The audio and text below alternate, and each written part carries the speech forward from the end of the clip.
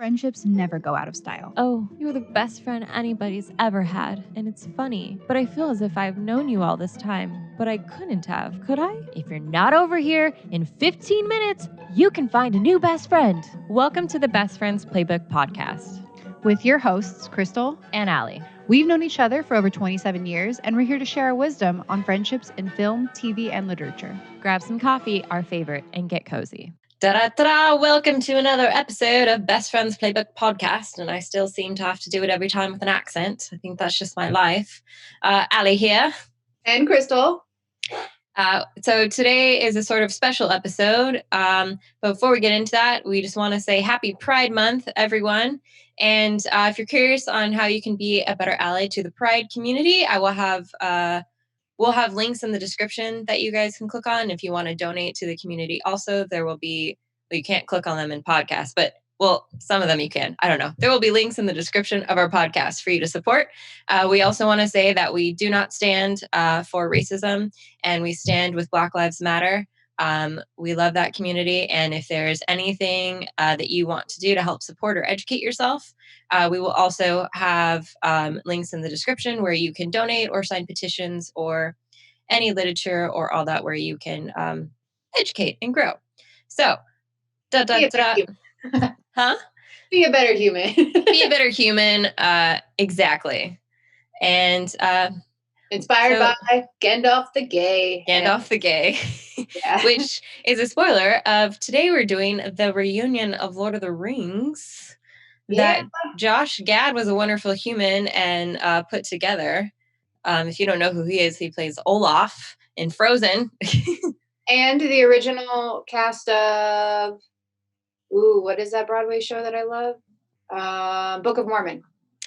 I didn't know he was in that. I have yet to see that.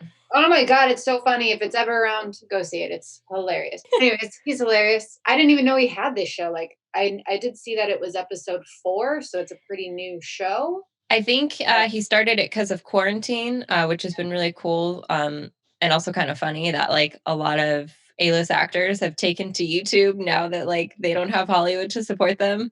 So all of us smaller creators are like, yeah, YouTube's really great. Yeah, I know he has a Goonies reunion on there that I really want to watch. He also did one for Back to the Future. He did one for, yeah. I didn't know that. So he has, what's his face on there? Sean Astin? Michael J. Fox. Yes. Oh, yes, that one. Yeah, he has Michael J. Fox. He also did Splash. So Tom Hanks and So random. Why? I can't remember that actress. I think he had like an 80s thing going. It's so random. Yeah, it's pretty cool. Isn't it, was Splash Basinger? Kim Basinger? Or was that, there's another one, a blonde chick that was cool in the 80s that nobody cares about anymore. Which is, I, again, hate Hollywood for all this. Hey, Daryl Hannah. I was like, Kim Basinger and Daryl Hannah, I think, were like the two that. Yeah, they had like those awesome, those awesome blonde waves. Yeah, we get Daryl Hannah like in a Kill Bill because Quentin's awesome and he brings back older actors that Hollywood forgets. She's still acting actually. She's doing a ton of stuff, just like probably like more B films. Is she?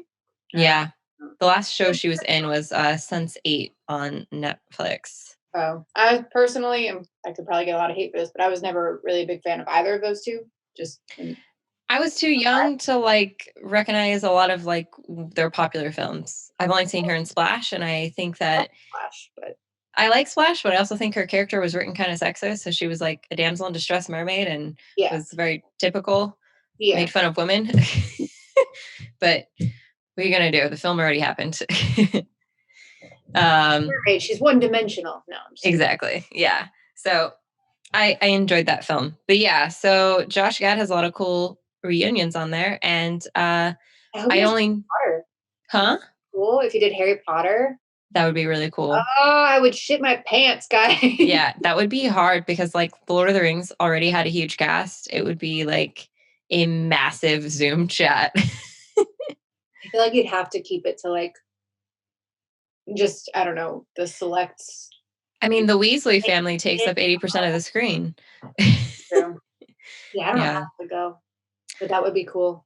It would be super cool. So for Lord of the Rings reunion, they pretty much brought back everyone from the Fellowship. And then they also brought on Keith Urban, Miranda Otto from the Rohirrim. And then we, of course, got Peter Jackson and Philippa, who's one of the writers. I wish his wife, Fran, was there, but that's okay. She's the one that she'll never like be in interviews and stuff. That's right. She was like, I write things, but don't talk to me. Totally fair and respectful. Philippa, I feel like was like more the main writer, anyways. So yeah, I was like knowing Tolkien so well. So mm-hmm. And then Howard Shore, the composer. Yes, which was super exciting. Liv Tyler. Mm-hmm. Oh yes, Liv Tyler. Andy Serkis. Yes. Yeah. So I feel like they brought back like pretty much all the main core. Oh, and you know what was really funny? So, okay, I've watched this now 3 times, right? I didn't actually watch it the day it came out, but within the last 5 days, I'd say I've watched it 3 times, and I have sent it to my other friends. And I didn't realize though until I watched the second time that if you let the credits roll, Bernard Hill is at the very end. Yes. It's like he missed the party. He's like, I got my helmet. Oh, so Bernard Hill died, and that's a clip from on set. What? Yeah. That's a really old clip from behind the scenes. You can tell by like the. No, are we talking about the same person? Yes, Bernard Hill. He. Oh wait, he is still alive. Yeah, you're thinking of Christopher Lee. They talked about okay a lot who obviously died. Yeah, I think that footage was old though because it looked like really pixelated from like the behind the scenes footage. I could be totally wrong though. We're talking about something else. You wait till the very end and he comes out with his helmet and he's the only one on screen. And he looks down and he's like, I think they did that just for this. Oh, okay. Then I misinterpreted it completely. Yeah, I think it was like, I don't know, maybe they forgot to have him do it or maybe he couldn't. So they like added that in or something. Yeah, similar with Ian Holm. He sent like a letter to them because he wasn't a part of it. And that one, I feel like Ian Holm, isn't he like really old now? I almost feel like he just didn't understand Zoom or didn't want to be on camera or he just doesn't give a fuck. I feel like it's probably a mix of both. I feel like, yeah, that's just not Ian Holm's thing. Oh, wait. Is he still alive? Yeah, Ian's still alive. He is, but I feel like he's like in his 80s or 90s. He's got to be pretty old. Yeah, I'm trying to find the math here. It's just weird because his Wikipedia said years active, and I'm like, did he die? Oh, he's 88 years old. Yeah, so he probably just didn't want to be on Zoom or doesn't understand it or, too old to do anything like that. Yeah, I could see that. And also like he would have just been spending time with like family in quarantine or something. I don't know. I feel like he's too old to do things like that. Not that all 88-year-olds are. Like my husband's grandma is 91 and she Zooms with us. But I'm just saying some people, age differently and he might just, yeah. Be, I feel like it also just might, because I feel like he wasn't in like a ton of the behind the scenes on the DVDs and he doesn't do a lot of interviews. So I also think he just like might be like Fran where he just doesn't like being in the spotlight. He wasn't in a lot of it, but he was also older, had a whole career before it. So yeah. But his letter was still really sweet to the group. Yeah. I know when I watched this the first time, I was telling Crystal that like I was laughing, I was crying, I was banging on the desk, and I like almost lost my voice because I was screaming every time they brought someone new on the screen. Because like you expect they're gonna have like a decent reunion, but I didn't think they'd bring everyone back. Yeah, I really didn't think it would be all of them, and I had never seen Josh Gad's show, so I wasn't really expecting it to be as nostalgic as it was. He had clips, he had the music. It was just so well edited together that it like actually made my heart hurt because I just like missed it. I was like, oh my God, I gotta go watch this movie. I gotta go watch all the behind the scenes again. And yeah, exactly. Yeah, they had a full-on production team for this. I was like really impressed with the editing of it. They put a lot of work into it. And it was just really cute to see how well they all still get along and like how friendly they still are. Like it doesn't seem like a typical movie work friendship, like because they lived in a foreign country for so long. I just feel like maybe they bonded more, and they were all like a lot younger. Yeah, especially like the four hobbits and then Orlando who played Legolas. Like their interaction at the beginning as they all joined Zoom was really cute, saying how like they'd all been on Zoom with each other for all of quarantine. Yeah. And I feel like to have that kind of connection, you can't really fake it, especially like when Dominic was like, never turn the Zoom off in bed, Orlando. Yeah, that was really cute. They are just, I don't know. They just seem like they're really close still. I don't know if they are. I know Dominic and Billy are because I Mhm. follow both of them on Instagram and they like fuck with each other all the time and they meet up with each other in countries and cities and stuff. But Mhm. the other ones I don't really know. I know that Dom and Elijah still hang out because they posted a cute photo of like going on a social distance walk and we're wearing our mask. Yeah, because Elijah just had a baby. Well, not him, but I Oh, he mean, did? him just had a baby. Yeah, Aw. I just happened to see that on some news site.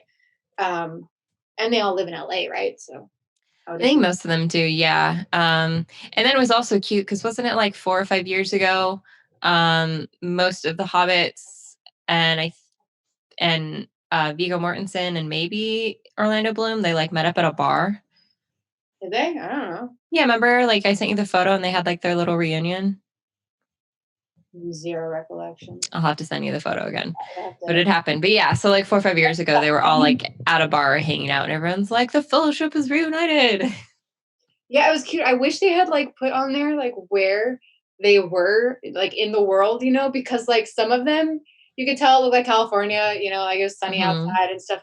And then some of them were like hunkered down in a bunker, like Viggo Mortensen and Sean Bean both looked like they were in some dark, tiny little place somewhere. And I'm like, where are you guys? Like, Yeah, and I think like with Sean Bean, that was a bit of like, I don't know how to light for this. it looked Same like with Vigo. it looked like it was the middle of the night wherever it was. Yeah, Vigo looks like he was in his office, and so he just has like a dark, moody office, which I feel like fits his personality.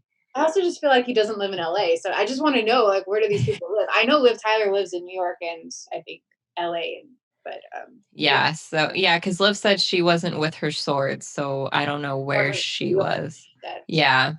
yeah. Yeah, it would have been, especially Andy Serkis too. He was also like in a random part of his house. I think he lives in the UK though, because he has his mocap school in the UK. What's motion capture? Yeah, which is really I cool. I didn't even know he had that, but I did know that he just climbed Mount Everest recently because I Oh, was following dang. him on Instagram for a while to see it. It was all for charity that he did it for, but it was cool to watch. So. Yeah, I think he has like a museum too.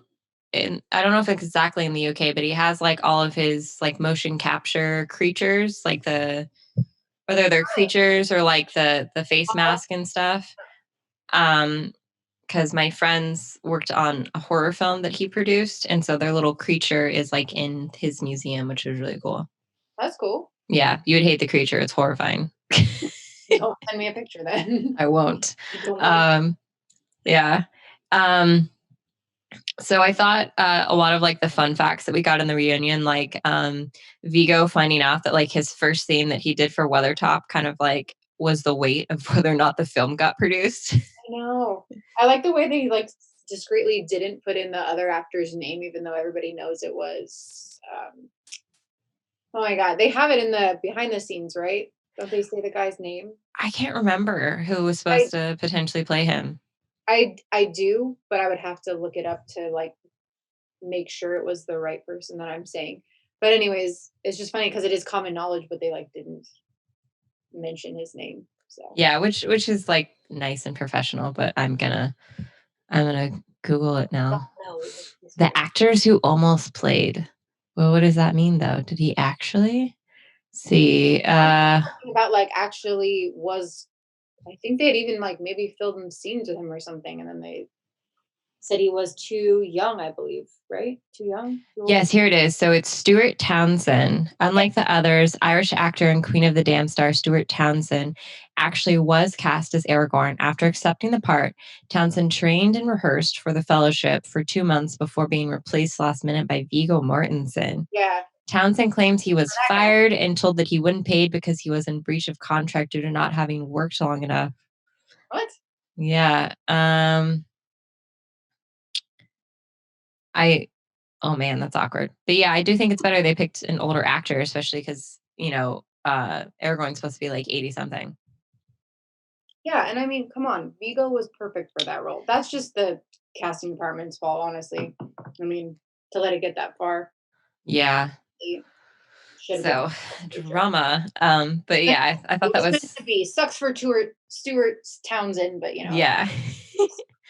um, let's see. Fun facts. You're saying fun facts about it. Yeah, fun facts. Again, I think I already said it, but I'm really happy that they got Miranda Otto and Keith Urban back. I feel like they're a really important part of the story. Is like they become a part of the family in Two Towers, and especially like Miranda and Dominic Monaghan, they become buddies in the movies. And then I wish we got like more of uh, did I say Keith? Carl. I wrote Keith in my notes. That's the country Carl. singer. I didn't even notice. So to be fair, they both start with a K. And they're both Australian. Yeah. Yeah. But yeah, Carl Urban, I wish we definitely got more of him, but I feel like because of how much he fought for Rohan and, with his sister and stuff, I still feel like his presence was really strong. So it was exciting having him there. And Carl Urban's just such a good actor. He is. I love him. And honestly, I don't even know if I would have noticed or cared if they hadn't brought them back. But when I saw them, I was like, oh my God, I do like them. I think I would have been really upset if they hadn't brought Liv though. And oh, there was another one. Sean Bean. Sean Bean is another one where I feel like I possibly would have forgotten that he was even in it because after Game of Thrones, I mean, I'll be honest, before Game of Thrones, I was like, that fucker can't be anything besides Boromir to me. And then I saw Game of Thrones and I was like, holy shit, I love you and whatever. And so honestly, I had totally forgotten that he was even in Lord of the Rings at the moment. So would I have remembered? Maybe not. But after I saw the movie again, I would have been like, what the fuck? But Yeah, I was really happy that he got brought back because I feel like he's such an important part to the Fellowship, even though he is only in the first movie. But like his death is super upsetting, and I just feel like his acting is so impactful to the storyline. You should watch Sean Bean in Patriot Games. He plays the villain in that movie. It's really good. I have not seen that. Jay always asks me, not always, but every once in a while he'll throw it out there. Oh, that's a really great movie, but then we never watch. Yeah, day. it's like a political thriller. It's really good. Let's see. Them reenacting all their scenes was really cute. That was really cute. At first I was like, it just feels like they're killing time. But by the way, I noticed when I watched it for the third time this morning as I was getting ready at 6 a.m. that they don't let Vigo say anything. Like he didn't have a reenactment part, right? Did I miss it? I'm pretty sure he didn't have one. No, he did. What was it? Who does he do it with? I remember he does a scene. I remember though, because I was like freaking out about how well he did it. I think I can't remember now, but I know he had one. Really? Yeah, he did. They just didn't there were a lot of people who didn't get to talk as much as I had hoped. But everyone had a scene. Elijah, I noticed Elijah like barely talks. Like he had a couple lines here and there in the beginning, but other than that, he like almost never talked after all the people got on screen. Yeah, it was really hard to get everyone to have their like time in the sunshine. And I feel like a lot of the hobbits got overlooked, even Orlando Bloom, because they were like on screen first and then they like started going down everyone else. And let's face PJ just talks a lot, so yeah. But I was like happy he talked a lot because it was his movie, and I feel like directors tend to get overlooked when the actors are there because everyone just wants to hear from them. PJ was the best though because he's the one that I love that they highlight like how important the behind the scenes stuff that he did was because it really was. It inspired me for years and you like. Yeah, I'm still I don't think I would probably have pursued acting had those behind the scenes not existed. I had zero idea that I ever wanted to be in any movies in any way until I watched Lord of the Rings and I was like, oh shit, that is a really cool job. And it's so artistic and so different. And you're like, you get to go to other places and do things. And I was like, sold. Yeah, exactly. So I think, because of Lord of the Rings. yeah, I think those behind the scenes are really special, and there's nothing like, I haven't really seen movies do anything else quite like it since. What's funny too is so Lord of the Rings, I feel like, don't quote me on this, but I feel like it kind of came out around when DVDs really became popular, Hmm.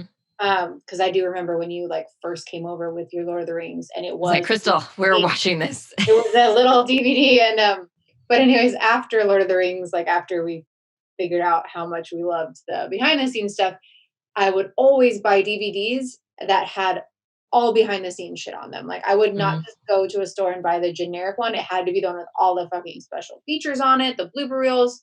Because to me, I found it almost more interesting to watch that stuff than just the movie. So Yeah, I agree. After the extended editions came out, other movies definitely had to compete, and they still could not live up to it. But like, if you didn't have all that extra stuff, it was really upsetting. And like the Harry Potter films, they came out around the same time, and they totally dropped the ball and didn't have as much on their DVDs, and they had so much opportunity to do that. yeah, they had some, and I did enjoy it. But yeah, even today, Jay's like, can we get rid of our DVDs? Let's just go digital. And I know you have done that, and that's great. But I'm like, no, I love my behind the scenes stuff. I like to pull it out every once in a while and watch it. So I'm just not ready to let go yet. Yeah, I totally get that. Because I own all the Lord of the Rings on Amazon, and they're the extended editions, but I don't know if that includes the behind the scenes. I haven't actually dug into that. But yeah, it's hard. It's hard. I just, yeah, we live in smaller spaces, so I don't know where I would put them. I know. I just like love them. I can't. Yeah, everyone's allowed to have a library. I know. I am. I love my DVDs. I thought it was funny how Andy Serkis was scared to do the Lord of the Rings movies because he didn't know what they were, and his friend was like, "I wouldn't go near it." Yeah, I thought it was just gonna be his voice. I don't think I ever really realized that. I think I thought that he knew he'd be on screen in a way, his body shape and his facial features, but Yeah, I think they were all discovering how to do that stuff as the film went, and they like no one knew what they were doing, and they were just figuring it out. mhm. Yeah, I did really like their tribute to Christopher Lee, kind of I making fun of know. him, but also just saying how like awesome he was. I always loved that he like read the books every year. I could never do that. Oh my god, I can't even get through them once now. I just I pulled it know. out the other day, and I was like, oh, I stopped right here in uh, Return of the King. I didn't even get to the second half of Return of the King, guys. So one Yeah, I day, know. We talked about it in our Lord of the Rings podcast, but like I love you, Tolkien, but your writing goes on for days. it is rough. I was telling my friends, we went to dinner the other night. It was really exciting, because it was like our third dinner out Yeah. since our what do you call it, stay at home order was lifted, and as I told them about this reunion because they didn't know, and it's my friend Megan who like loves Lord of the Rings, and then she looks at her husband and she's like, yeah, if only somebody would have like a marathon with me. And then I find out that her husband has never even seen it. This is like one of my best friends, has never even seen them. He fell asleep during one of them or whatever. And he goes, maybe I'll read the books first. And I go, Oh, good luck with that. And he goes, what, why? And I'm like, do you like reading a book about like a tree for 5 pages? yeah. Seriously. That's what you're going to be reading. It's not bad, but you just have to like know going into it that it's going to be like that and be okay with it. Cause I feel like it's more a mental obstacle than anything else. Yeah, Right? it's very like classic literature the way that Tolkien wrote it. So, and it's all world building. I don't really feel like it's like he created a story and he had themes that he got across, but like the characters are underdeveloped. Like it's mostly about him describing his world. Yeah. The world and Yeah. like, its history. And yeah, that's honestly, so I'm reading Little Women right now. And everybody always says, "Oh, it's a classic. It's so great, blah blah blah." And I've seen the movie, the old movie, not the new one. I'm waiting till I finish this to see the new one. And I was not prepared going into it for the type of literature that it is, that like classic American literature takes place during Civil War. I hate that time period. So I just wasn't mentally prepared for it. So now I'm like struggling through the last 100 pages of it. But I feel like if you know going in and you're ready and you like have the time and the effort put forth in those type of books, it goes a lot smoother. And I just wasn't ready for that. So I have still not gotten through a Jane Austen book. see, and I love Jane Austen, but you have to be prepared. You have to know what you're getting into, and every time I return to the book, I know what I'm getting into, and then like 2 pages in, I'm like, oh my god, I can't do it. I can get through Pride and Prejudice. I've gotten through that a few times, but some of her other ones, I think I've only gotten through one other one. And then well, it's hard because like Mansfield Park is like one of my favorite stories, and I've seen like all the different film adaptations. Every time I try and do the book, it like pisses me off, and I know the story, and it's just really hard. Yeah, I know they're tough, and I think like I said, I think it's more mental than anything else. Yeah.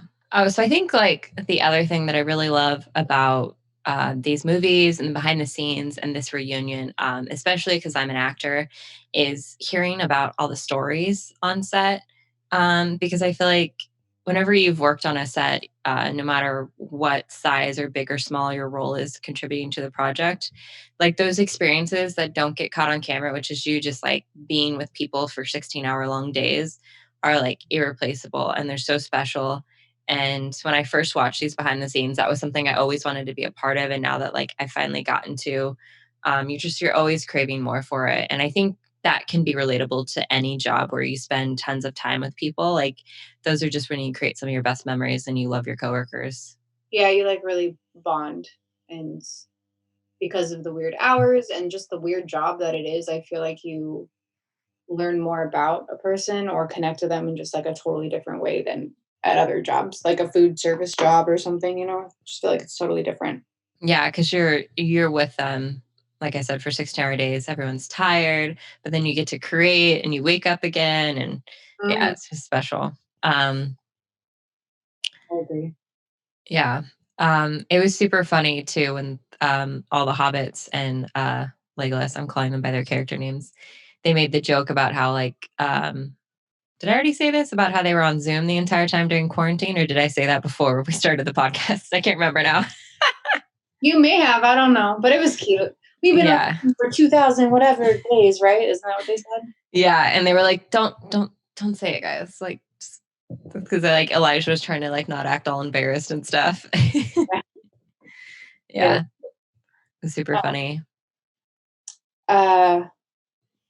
I will say that the first time I watched it, the one thing I was not really sure about when they first brought him on was Taika Waititi. Mm-hmm. Taika. I'm not sure.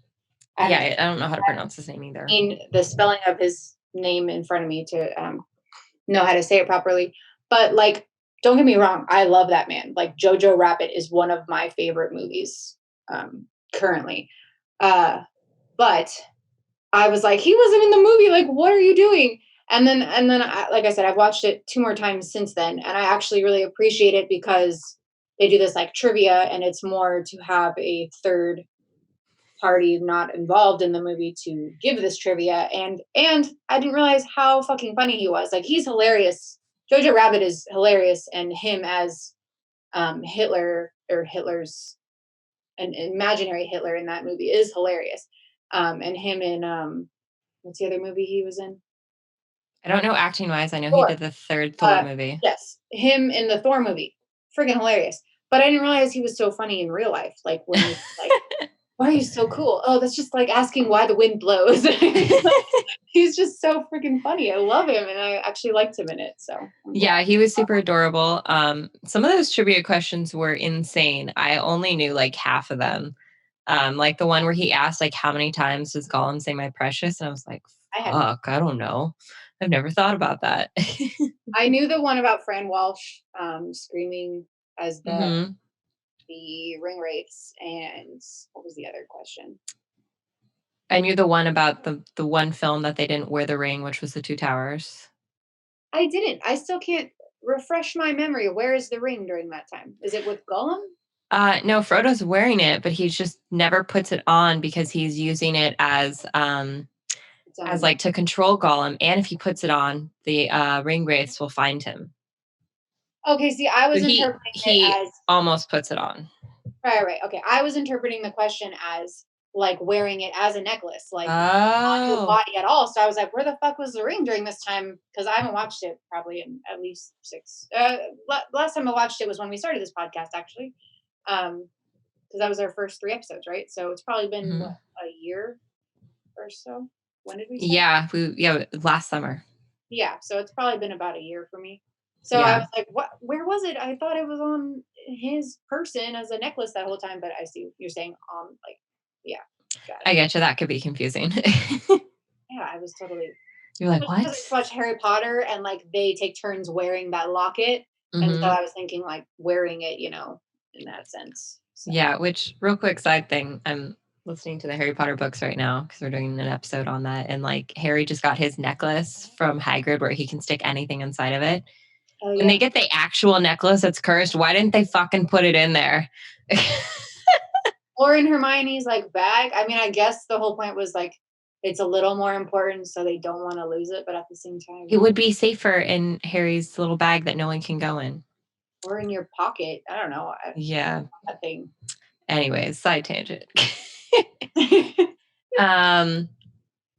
Yeah. I love that they had the music from the movie and that they brought Howard Shore on because, as Josh Gad said, it really is like a huge character in the story.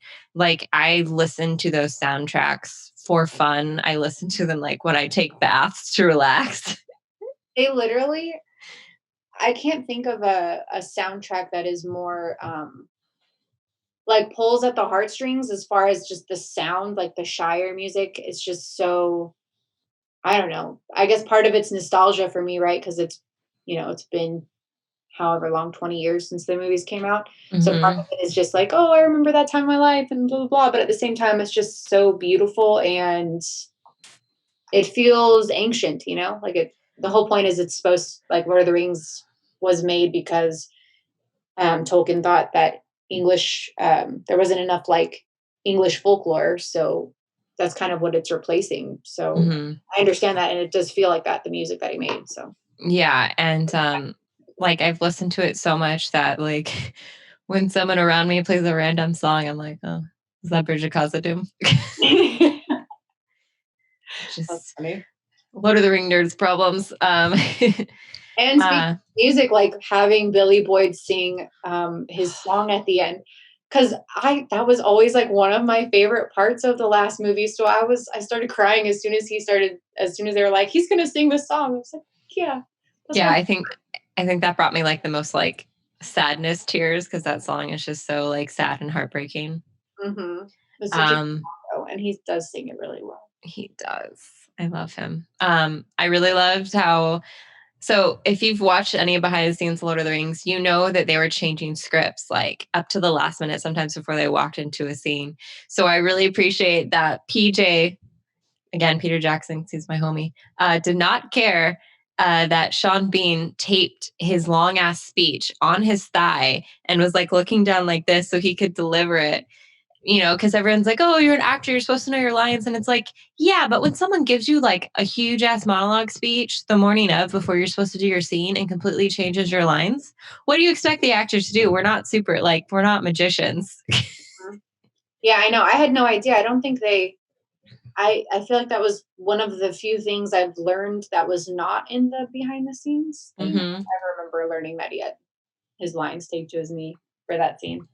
Yeah. He played it off well. You couldn't tell at all. So yeah, he did a good job. He just, he just looked all broody. Yeah, he just grabbed a line and then brought it, which is like so stupid. You can't just walk into Mordor, right? Like, that's basically what he's doing. Yeah, exactly. And it's funny too because like in my acting class, they teach us like how you can, grab the line from the page and still be acting and present in it and like come back up. And that's like literally what Sean Bean was doing. He was looking at a script on his thigh. Yeah, I love that his line has become such a meme. Like one does not simply walk into Mordor, and then we've substituted it out for everything else. I haven't seen this meme that everybody's talking about. Like you haven't?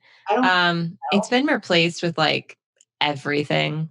I'll have to share some with you off camera. Yeah, I was like, I don't know what you're talking about. I was totally surprised when they said that line.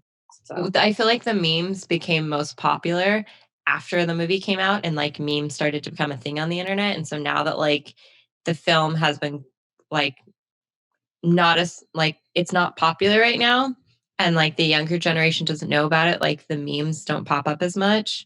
So I'll send them to you. yeah, I want to know.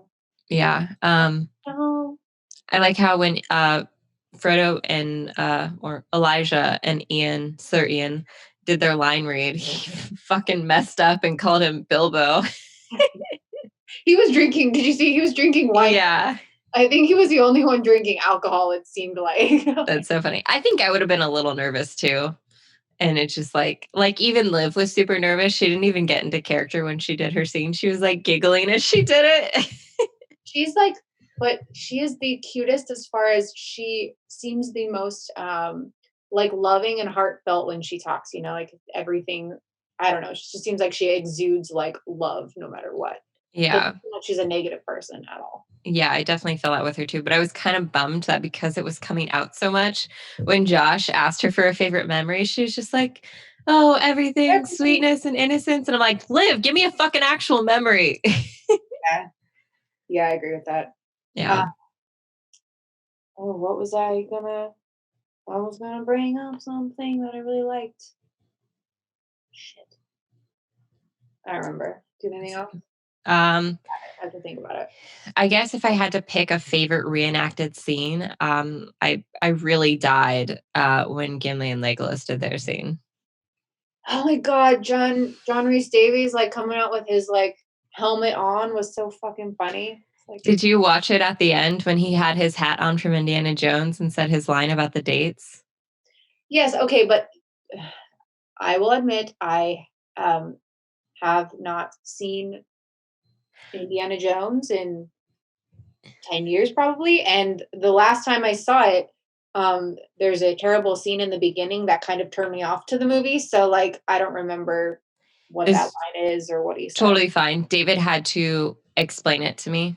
My boyfriend had to explain it to me, and it was only then funny, mostly because I appreciated that he had his hat from the movie and that they were all hanging out on Zoom after people had left and were fucking around.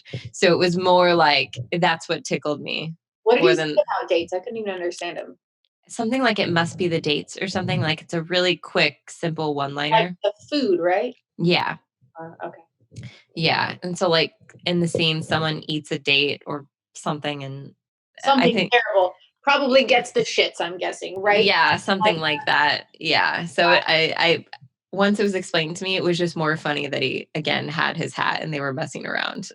That was the other thing I learned. I had no idea he had a lazy boy like written in his contract. I don't ever remember seeing that on any of the behind the scenes, but that's fucking hilarious and pretty damn smart, honestly. Yeah, I'm sure it was like one of those little things where he was like, "Can we just not talk about that this is like in my writer?" I mean, if you're gonna be that kind of diva, I feel like it's gonna happen and that's like it's diva-ish, but it's also pretty smart. You're like out there in the middle of God knows where, and you just want to lay like honestly, like when I have been on sets and stuff, I want to lay down and take a nap. I can't do that unless I have something to lay down in or recline in. So it's pretty damn smart in my opinion. Yeah, I definitely feel like I am Elijah though on set. Like when they showed all those behind the scene photos where he would be hiding in a prop closet or on wardrobe and he would sleep anywhere. Like that is me on set. Like I did a horror film where I had like a poofy tutu and I was covered in flake blood and my hair was like in big side ponytails.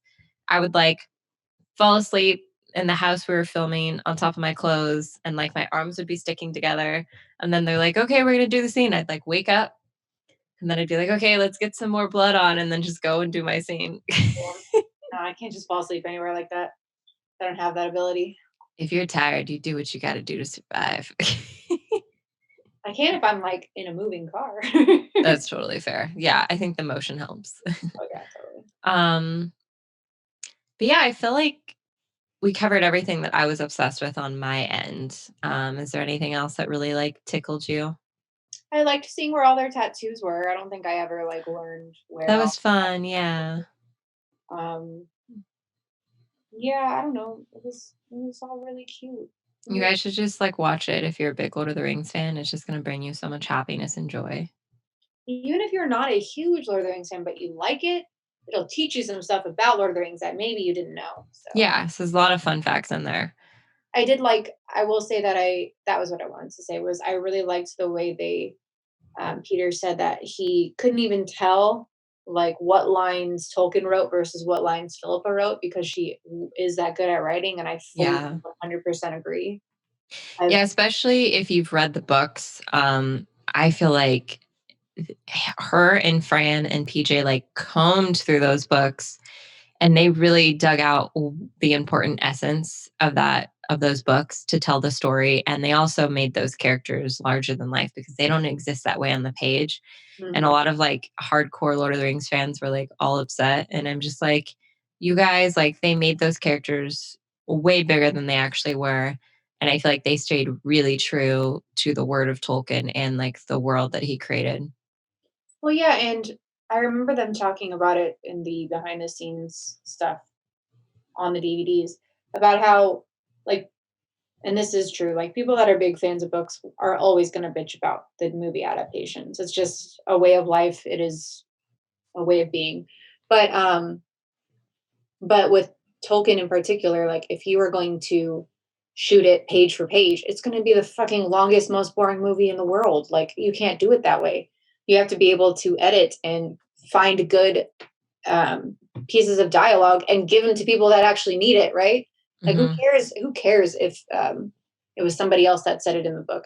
If it's done better in the movie and it pushes the plot forward or it makes that character more real and more lovable, like, who the fuck cares, honestly? Yeah, exactly. And I think also like because a lot of hope and weight was left on Aragorn about returning as the king, if he didn't have an arc, because in the book he has zero arc, if he didn't have that in the movie, then there would be no reason for everyone to need him to return and take on that role. And just a bunch of other little things like Merry and Pippin are pretty much like the same character and they gave them their own unique voice. Yeah, so I feel like they did a lot of really good important things, and also like they made sure that Arwen and Eowyn like actually had like strong complex female voices because Tolkien made them really whiny or just silent in the book. Yeah, so it was definitely nice to have that on screen. And I also liked that he didn't, and by he I mean I guess Josh Gad, because I don't really know who makes the decisions for this show, but I'm glad that he did not combine with the Hobbit film and cast, because I feel like that is so separate and so different, and I do have my issues with that whole series on its own. But Lord of the Rings, like the original Lord of the Rings, is just so perfect in every way. I'm just so glad that he didn't like add all those other characters. Not that those other characters are all bad, but it's perfect in its little. Yeah, and we all know that like Warner Brothers totally screwed over Peter Jackson when it came to The Hobbit. Yeah. So that's just really upsetting. Like those films could have been better, and he did the best he could. And I know I don't enjoy them, and I know I don't enjoy them because they were rushed. They were so rushed. Nothing was finished. Nothing was fully written, and that sucks. That a big old studio did that, but you know that's what studios like to do is crush art. Crush our dreams. Yes. Yeah. So yeah, I'm glad that they just kept it to Lord of the Rings because I feel like those are very separate entities. Like, yes, we had Gandalf in there, and then of course they brought Legolas, and I'm still upset about his timeline and his character doesn't match up. They brought like some characters over and it just really didn't match. Oh, you know what? It would have actually been cool if they had Cate Blanchett there. Yeah. Yeah, that would have been cool. Yeah, I would have loved her. I felt like they were missing a few good ones, but yeah, because I feel like she's prominent in like the last two movies. she's like the other big queen elf. I mean, like, Yeah, she is the queen elf. yeah, like Liv Tyler's an elf, but she's not the queen elf. So. Yeah. Which speaking of, that was another thing they did because in the books, Celeborn, Galadriel's husband, he does like 90% of the talking, and in the movie, they're like, no, Galadriel's going to be the queen. Okay, yes. So there is I think this was a meme that I saw. Didn't I send it to you? Where Maybe. it was like I can't even remember what how I came across it, but it was I think it was during this whole like pandemic coronavirus thing. It was like, you know, you probably feel really insignificant or useless right now, but just remember that Galadriel had a husband. It like shows him on the side and he like never said anything or did anything. Yes. Okay, I understand that one. So Yeah, I've seen that. I don't remember if you sent it to me, but I know that I've seen it. And yeah, yeah, you are not Celeborn. yeah. Good point. Good point. But I didn't know that he was like that in the book. So Yeah, he has majority of the lines. Obviously, like the scene still exists where like she talks to Frodo and like wants to take the ring from him. But all the lines that she has in the movie were given to her because she talks way less than Celeborn's like, I'm the king, I'm here to have all these discussions about what's going on, da da da. And I like how in the movie they made it like Galadriel ran the show. Yeah, good for them. Good job. Whoever Mm-hmm. made the decision to put all those women in it because she kills it. Let's be honest. Yeah. Creepy and cool all at the same time and kind of scary. So Yeah, she's a badass. and I'm sorry, but like her, what do you call it? Like voiceover or what? I can't think of what it's called in the beginning. In the beginning, where they explain it all, it's like her. Oh, yeah. And that like kills it right there because she just has such an amazing voice for that kind of work. So it was perfect. The prologue. Yeah, and Yeah, her, but it's her voice explaining how the ring came to be and all that stuff, and it's just like perfect like that with her. Yeah, I think they said that like they were going to have someone else do it. Like, was it Frodo or I don't know. It was just someone else. And they realized that that wasn't right. And it should actually be Galadriel because she's an elf and she's lived a really long time. So she would know the history better than anyone else. Yeah, she was there. She was one of the ones that received the ring. Like, it made total sense to me. And yeah, good change. Mm-hmm. Yeah, how often, let's be honest, like, how often do you see a good, like, epic storyline movie where they have a female like doing the prologue or doing that kind of voiceover explaining? It's usually some epic man voice, like Morgan Freeman, which is great, but it's also good to see a woman do it. So yeah, definitely. Yeah. Damn, I wish it was there. I know, it would have been nice. It was perfect the way it was. So. It was. It made me really happy and didn't know I needed it until I had it. It was such a good surprise during all of this lame pandemic being at home stuff. It was nice to have something. Yeah, it was definitely a good cheer up. All right. I think that's all I got for this special episode. We just really wanted to hop on it because it made us happy. And surprisingly, Legolas and Gimli is like our highest downloaded episode. Like you guys just fucking love it. Like it pretty much gains like when I go to look at our downloads on Libsyn, like our numbers are high for downloads and I look at the episodes and it's fucking Legolas and Gimli are just like trailing. Which is funny because that was the one where I was like, I don't know if that would be good because like I don't really know if they're like that good a friend.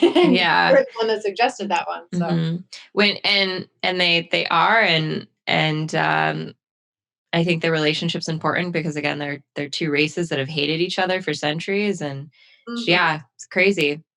And they're also just fucking adorable on screen. They are so funny together. Yeah.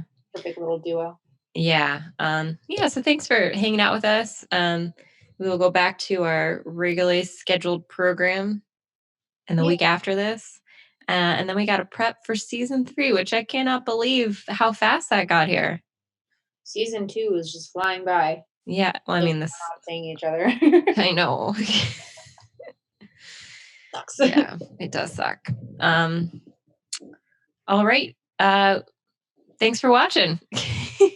If you haven't watched it, please go watch it. It's really good, and it's for a good cause. The whole point is it's for a charity. It's for the it's for Feed Those Hungry or something like that. Yeah, I'll have the link in the description also, along with everyone else. They have the donation button still up, but it's basically to feed the kids because right now during COVID, a lot of kids aren't in school, and majority of the meals that they got were from school.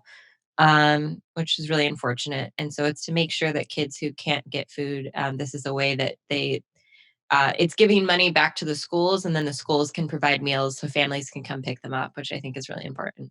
Mhm. Yeah. So So donate to all of the things. Is what all we- the things, and they'll all be in the description. And love your fellow human. Yes, please do. Mhm. Yeah. All right. We'll see you next week. Thanks for listening. Bye. Bye. She's my friend because we know what it's like for people to be jealous of us. It's so nice when you can sit with someone and not have to talk. You and I are a team. Nothing is more important than